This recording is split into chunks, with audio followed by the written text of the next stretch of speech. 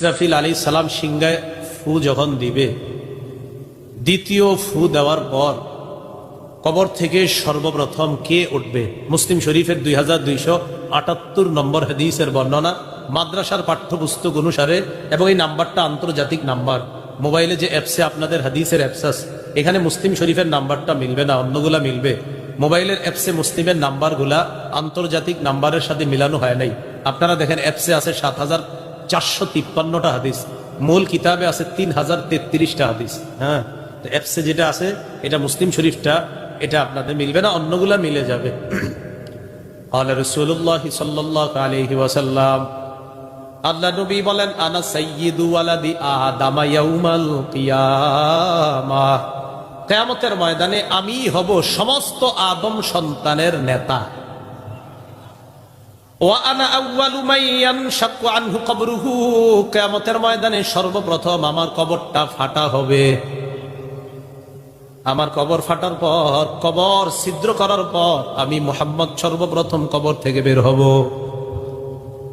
সহিহ বুখারীর বর্ণনা 4813 নম্বর হাদিস। ক্বালা রাসূলুল্লাহ সাল্লাল্লাহু আলাইহি ওয়াসাল্লাম, ইন্নী আউয়ালু মান ইয়ারফাউ রাসাহু বাদা আন-নাফখাতিস সানিয়া ওয়া বাদা আন-নাফখাতিল আখিরা। ইসরাফিল সিংহায় দ্বিতীয় ফু দেওয়ার পর কিয়ামতের ময়দানে কবর থেকে বের হওয়ার পর যে সর্বপ্রথম মাথাটা উপরে উঠাইবে সে অন্য কেউ নয়, আমি নবী মুহাম্মদ। আমি মাথাটা উপরে উঠাবো। কবর থেকে মানুষ উঠবে কিভাবে? কাপড় সহ।